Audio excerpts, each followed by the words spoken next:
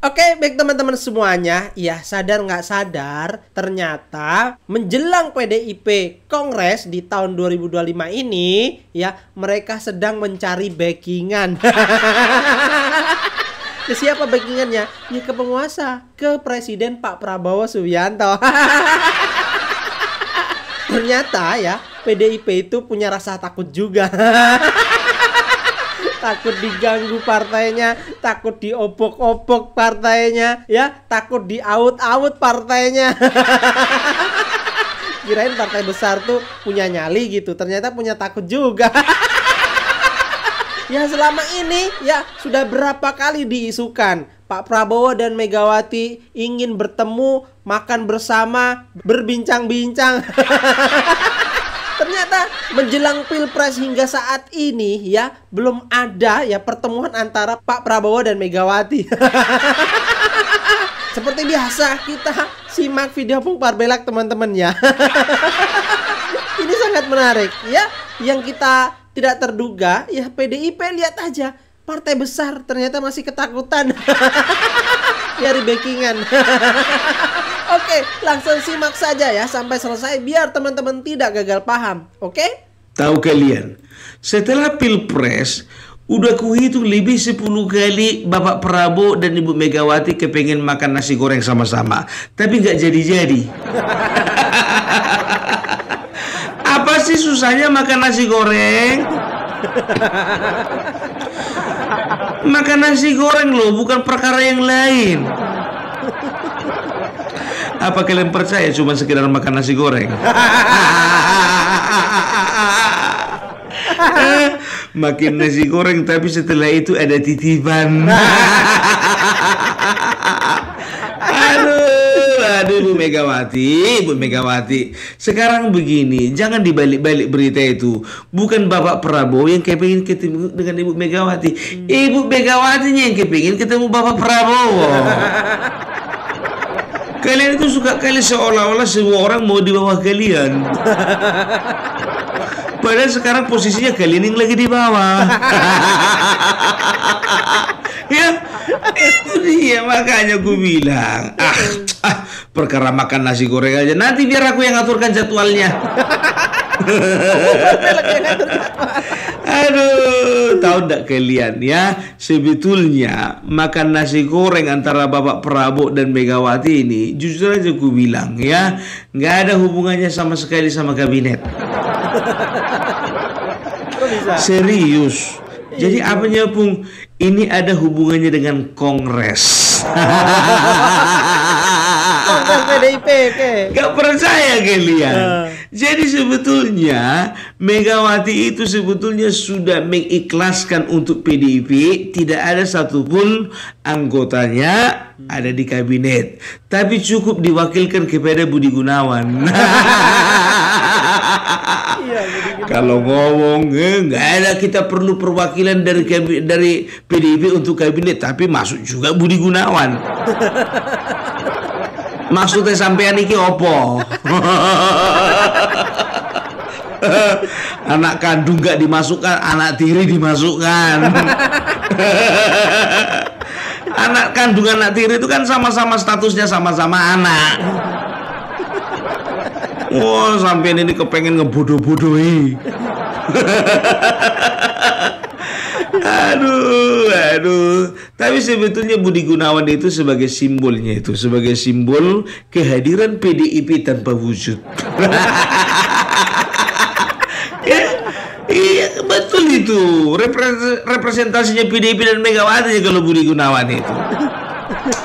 Udah dengar sendiri kan apa dibilang mereka, bahwasanya kami oposisi dengan Bapak Prabowo itu tidak sama dengan waktu dengan SBY. Ya waktu dengan SBY sakit hati si Mega karena SBY kemarin mengalahkan Megawati. Makanya posisinya kuat kemarin itu sebagai oposisi. Nah sekarang kan yang jadi presiden kawannya. Mau bilang apa? Orang kaya pula, itu masalahnya. Orang punya. Jadi kenapa aku bilang bicara kongres? Ya, karena begini, kongres itu ya sangat rentan, diganggu oleh pihak ketiga. Betul ya. Masih ingat kalian Muldoko bagaimana bikin kacau di Partai Demokrat? Iya. Tanggal 1 Februari diadakanlah kongres. Hasil dari kongres Partai Demokrat ya, AHY menjadi ketua umum ya, tanggal 1 Februari 2021. Nah, bulan Maret Muldoko beserta juga dengan kawan-kawannya mengadakan kongres luar biasa di Deli Serdang. Dan udah tahu kita keputusannya, bahwasanya Muldoko dijadikan ketua umum. Ada dua kubu Kan berarti. begitu.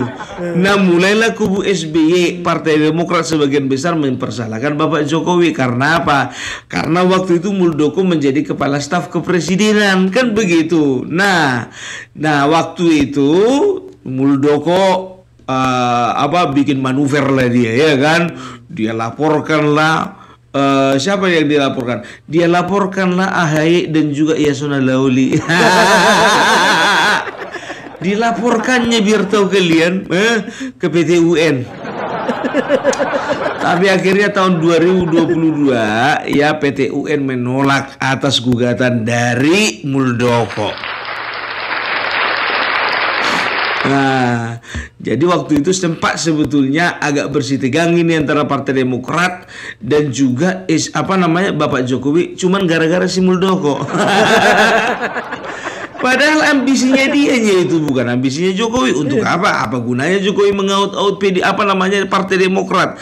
Kan begitu, iya kan? Tapi nggak tahu juga ada suruhan yang lain dari partai lain, kan begitu kan? Itu dia. Padahal bukannya bilang apa lo. Aku agak lain juga Muldoko ini. Padahal tahun 2013 yang mengangkat dia menjadi kepala staf Angkatan Darat adalah Bapak SBY. Kurang tahu diri juga kawan ini berarti, ya kan? Aduh, itu loh orang kalau punya ambisi, ya kan? Nah, situasi itulah yang menjadi gambaran pada saat kongres nanti. Karena apa? Kalau kongres kemarin PDIP aman karena presidennya dari mereka. Nah, sekarang mereka merasa kongres mereka itu seperti dikejar-kejar hantu. Dihantui dengan banyak sekali ketakutan. Bisa. Takut ketua umum diserobot lah, takut juga partai dikuasai oleh orang lain lah, takut juga ada pihak-pihak lain yang membuat kacau di kongres lah. Jadi gambaran Partai Demokrat itulah yang mereka menjadi referensi bagi mereka supaya untuk berhati-hati. Aku nggak tahu lah ya, entah ada andil kalian kemarin waktu untuk bikin kacau Partai Demokrat itu. Ada andil kalian enggak? Ayo. Kok jadi kalian yang takut sekarang? Aduh, orang kalau biasa berkhianat biasanya takut dihianati. Orang juga kalau udah terbiasa merampok takut dirampok. Itu dia. Jadi sebetulnya ya Megawati berusaha membangun komunikasi dengan Bapak Prabowo. Sebetulnya dia lagi cari aman, dia mencari pengemanan untuk kongres. Loh, memangnya ada rencana Bapak Prabowo untuk mengaut-aut partai PDI? Oh enggak lah, rugi dong. Bapak Prabowo itu ketua umum dari sebuah partai yang sangat menjanjikan. Untuk apa dia bikin kacau di partai yang belum tentu arah dan juga masa depannya? Iya kan? Itu dia ya. Jadi makanya aku bilang, jadi ini sebetulnya hanya ketakutan ini. Tahu enggak kalian bahwasanya di dalam ilmu psikologi ya, segala sesuatu atau segala kekhawatiran itu ya bisa dikatakan 90% itu nggak terjadi itu. Iya. Iya. Karena ketakutan itu. Tapi dia akan terjadi ketika kita meresponinya secara negatif. Ya, ini kongres bulan April bro. 3 bulan lagi. Ya, mereka harus mempersiapkan, ya, mempersiapkan acaranya, mempersiapkan kepengurusannya, mempersiapkan apa menjadi program kerja ke depan. Cuman satu yang nggak dipersiapkan mereka, siapa yang jadi ketua umum yang baru. Cuman itu aja nggak dipersiapkan. Karena dari Hasto sendiri juga mengatakan bahwasanya Ibu Megawati masih mendapat kepercayaan dari rakyat untuk menjadi ketua umum. Nggak usah bawa-bawa nama rakyat lah Hasto. Nggak perlu kau bawa-bawa nama rakyat. Kalau pengikutmu aja. Nggak usah bawa-bawa nama rakyat yang lain. Setuju. Terkebiasaan kali. Demi rakyat. Demi supremasi hukum. Demi kebenaran dan keadilan. Ya, jadi itulah yang bisa dikatakan bahwasanya sekarang ini mereka ini sangat ketakutan gitu. Bisa kupastikan pertama mereka sangat takut kalau misalnya ya Bapak Jokowi membuat kekacauan di partai PDIP di dalam Kongres. Iya. Padahal Bapak Jokowi kan bukan lagi presiden dan juga bukan lagi bagian dari mereka. Iya. Yang mereka takutkan, ini aku bilang sama kalian, yang mereka takutkan masih ada kaki tangan Bapak Jokowi. Yakin enggak kalian? Ya. Ya, banyak kaki tangan Bapak Jokowi di situ, tapi masih belum dipecat. Yang pertama, mungkin punya pengaruh. Yang kedua, masih menjabat sebagai kepala daerah ataupun juga sebagai anggota dewan. Yang ketiga, mereka nggak tahu siapa-siapa orangnya. Itu dia. Ya.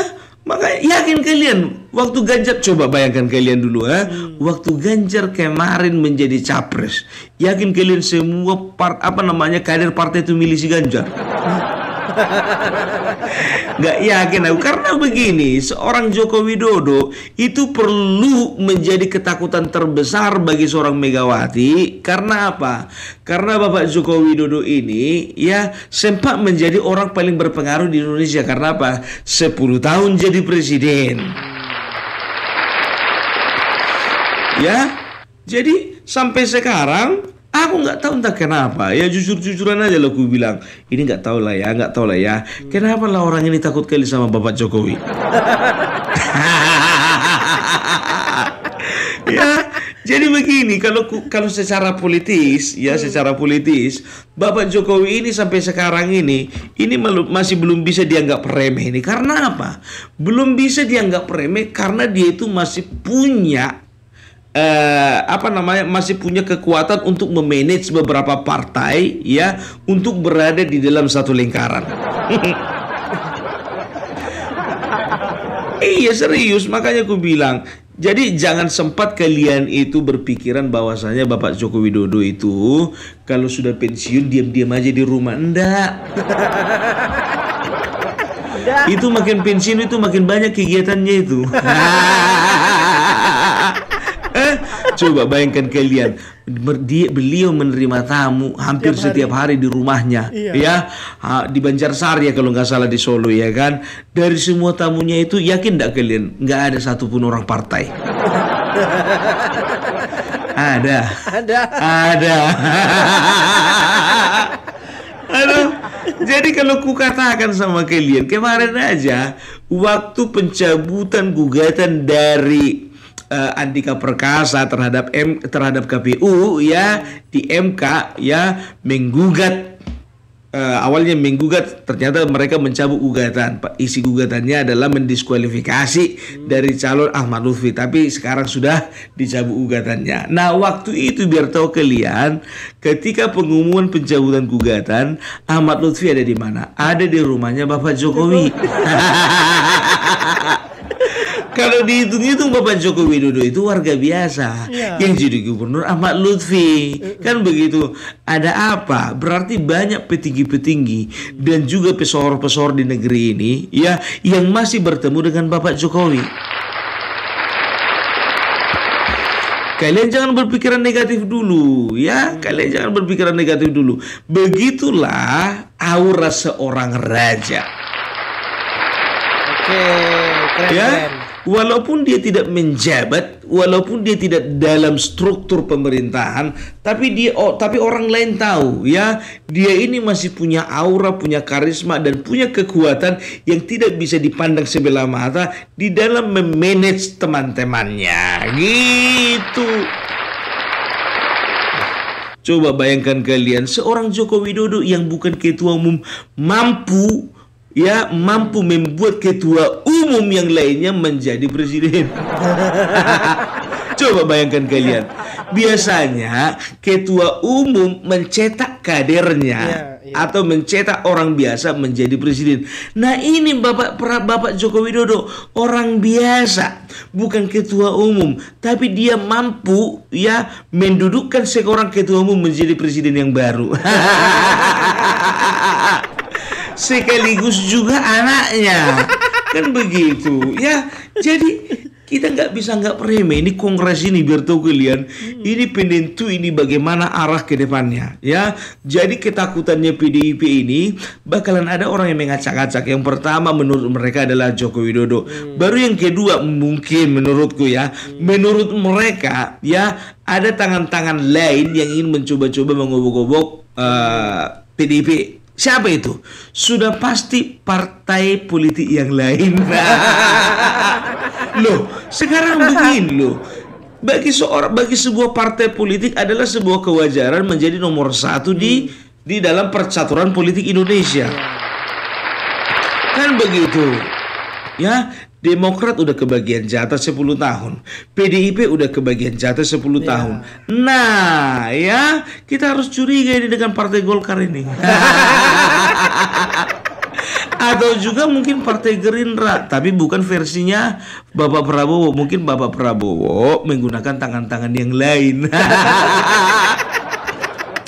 Atau mungkin inisiatifnya bukan dari Bapak Prabowo, tapi dari anggota yang lain.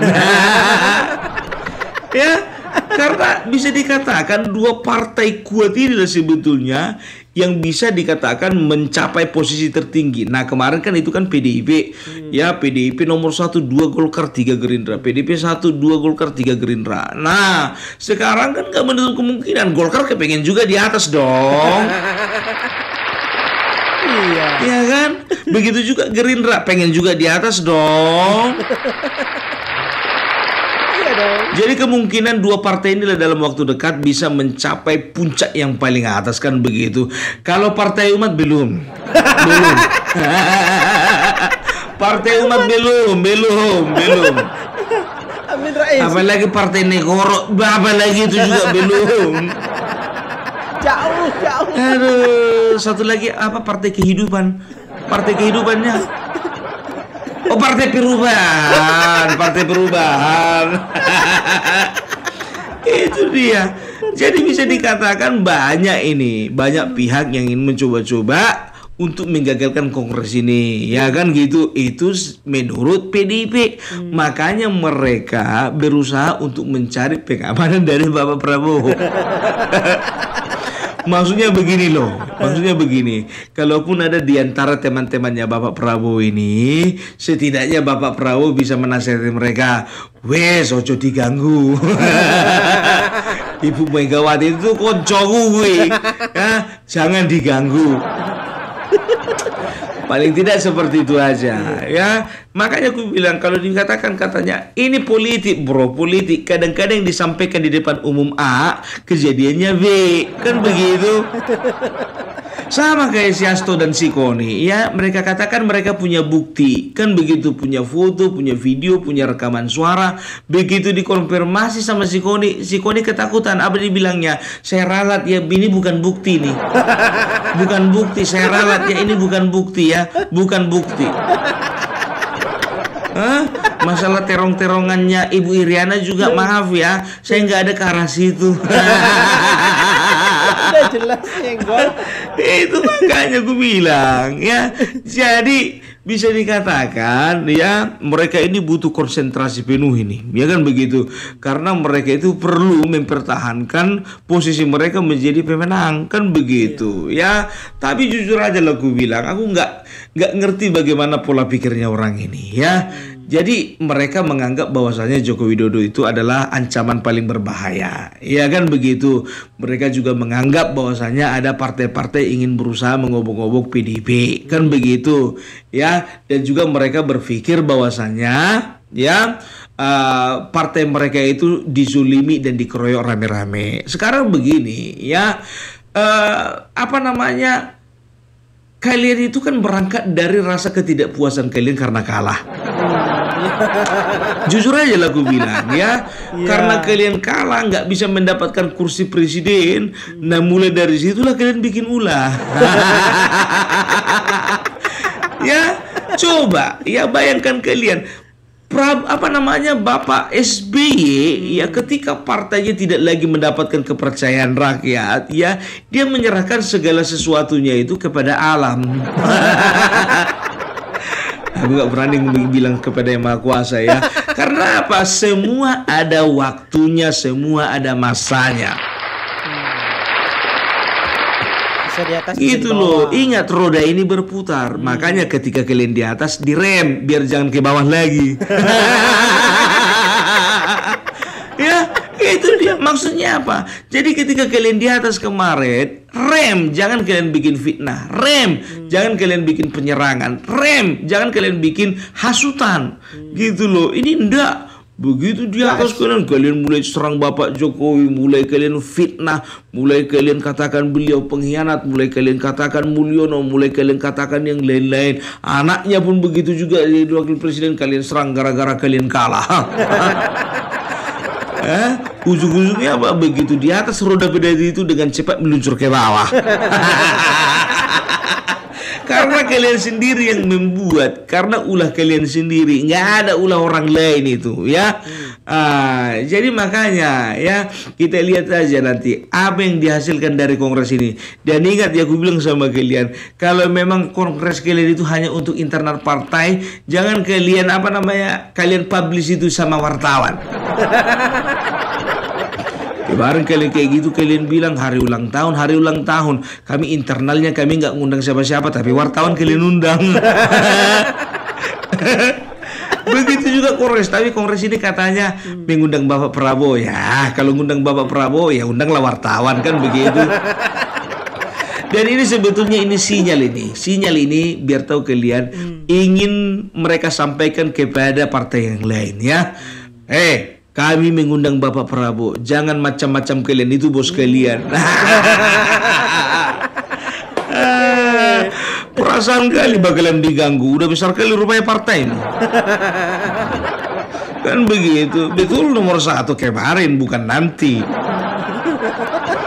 Gitu. Jadi mereka takut sekali mimpi buruk yang dialami oleh Partai Demokrat mereka alami juga.